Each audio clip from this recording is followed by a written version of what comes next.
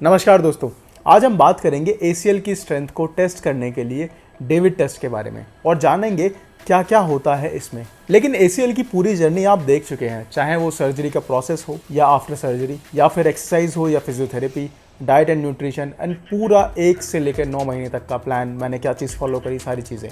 लेकिन कमेंट्स में, मैसेजेस में लोगों ने क्वेरी रेज करी और पूछा कि डेविड टेस्ट के बारे में क्या होता है, क्या चीज़ें होती है। तो फिर मुझे वहाँ से ये आइडिया आया कि इस पर भी एक वीडियो बनाया जा सकता है। उससे पहले एक चीज़ क्लियर कर दूँ, जहाँ मेरी सर्जरी हुई थी सफदरजंग में, वहाँ doctors and physio David test के बिहाफ पर ही आपके नी की स्ट्रेंथ को जज करते हैं। अब हो सकता है hospital to hospital and doctors to doctor ये चीज़ें अलग हो सकती हैं, सबका अपना अपना क्राइटेरिया होता है और प्रोटोकॉल होते हैं।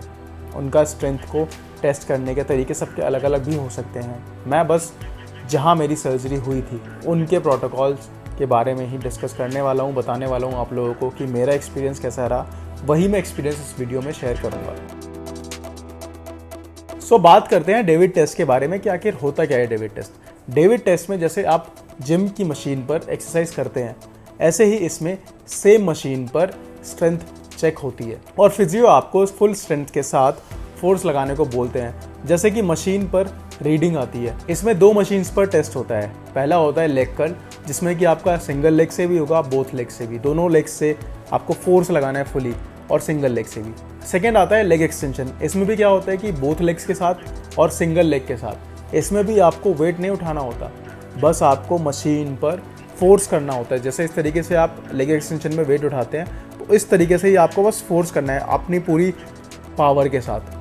लेकिन इसमें वेट नहीं उठवाते, तो उससे क्या होता है, उनके सामने रीडिंग आ जाती है और वो जो बार ग्राफ होता है वो इस तरीके से चल रहा होता है। अब बात करते हैं कि डेविड टेस्ट के फ़ायदे क्या होते हैं। इससे आपके नी की स्ट्रेंथ का पता चलता है ओवर द टाइम। जैसे कि फर्स्ट टेस्ट में मेरा जो सर्जरी के जो 5 महीने बाद हुआ था, उसमें उन्होंने डॉक्टर्स और फिजियो ने जो चेक कराया था, जिसके रिजल्ट्स आप अपनी स्क्रीन पर देख सकते हैं। देन जो सेकेंड टेस्ट हुआ वो हुआ 6 महीने बाद, मतलब 6 महीने होने पर।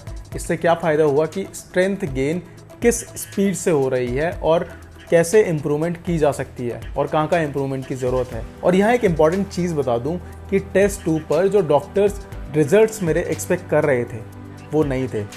फिर मैंने ऐसा क्या किया जिससे मेरी जो रिकवरी थी वो टेस्ट 3 में अनएक्सपेक्टेड रिजल्ट्स एकदम हाई थे।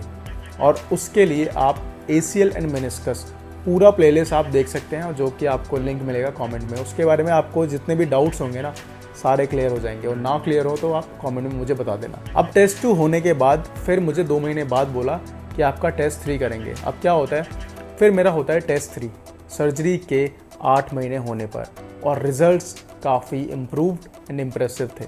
ये मेरे वर्ड्स नहीं, ये डॉक्टर्स के वर्ड्स थे। जब उन्हें देखा, और आप भी देख सकते हो कि किस तरीके से टेस्ट 1, टेस्ट 2, टेस्ट 3 का कंपैरिजन ओवर द टाइम। अब क्या होता है उसके बाद, देन स्पोर्ट्स खेलने के लिए मुझे ग्रीन फ्लैग मिल गया। और तो बाकी सारी कहानी आप वीडियोस में देख ही लेना। एसीएल एंड मेनिस्कस पूरी इन्फॉर्मेशन, जिसमें कि मैंने अपना एक्सपीरियंस शेयर किया है, वो प्लेलिस्ट का लिंक आपको कमेंट्स में मिल जाएगा। मैं बार बार इसलिए बोल रहा हूँ क्योंकि इससे आपके बहुत सारे डाउट्स क्लियर हो जाएंगे। बाकी और किसी भी टॉपिक पर भी आपको वीडियो देखना चाहते हो तो मुझे कमेंट्स में ज़रूर बता देना। अब एक चीज़ मैं यहाँ पे आपको बता दूँ, एसीएल जो डेविड टेस्ट होगा ना, डेविड टेस्ट का आपका जो इम्प्रूव होगा, जो नंबर्स आपके इम्प्रूव होंगे, वो न्यूट्रिशन एंड प्रॉपर एक्सरसाइज से होंगे। अब बहुत सारे लोग बोलते हैं कि हमें पेन होता है, ये सारी चीज़ें होती हैं। तो देखो, जब मतलब कि मेरे पास जो मैसेजेस आते हैं इंस्टाग्राम पे और बहुत सारी जगह पे, वहाँ पे बस मेरे को यही क्वेरी होती है कि हमारा नी नहीं मुड़ रहा, हमारा 40 डिग्री मुड़ रहा है, उसके बाद हमारा नी जाम हो गया। तो होता क्या है कि आप जो नी को ना अपना, होता है कि आपके फर्स्ट 6 वीक्स में आपको 90 डिग्रीज तक अचीव करना होता है। ये सबके केस में अलग भी हो सकता है, लेकिन मैं अपनी कहानी बता रहा हूँ। तो थोड़ा बहुत पेन होता है, लेकिन जो बेयरेबल पेन है, आप हल्का सा नी को थोड़ा हल्का सा ऐसे आप खींच सकते हैं अपनी तरफ, बहुत ही स्लोली। जैसे आप गोल बना सकते हैं अपना, कि जैसे होता है कि फर्स्ट 2 वीक्स में 30 डिग्री करना है, उसके बाद 60, फिर 90। तो जब आप 60 डिग्री के जाएँ और आपका 40 डिग्री पर रुक रहा है, तो 40 डिग्री से हल्का खींचे, जैसे 41, 42, 43, इस तरीके धीरे धीरे करके आप अचीव कर सकते हैं। ये नहीं है कि आपने 30 मोड़ा तो कल आपको 60 पूरा मोड़ना है, नहीं। धीरे धीरे करके बढ़ाइए और आपका 90 डिग्री तक, और 90 डिग्री के बाद फुल रेंज ऑफ मोशन आपको मिल जाएगा। बाकी आपको जिस टॉपिक पर भी वीडियो देखना हो उसमें आप मुझे कमेंट में बता दीजिए। मिलते हैं आपसे नेक्स्ट वीडियो में। ख्याल रखिए अपना और अपने चाहने वालों का।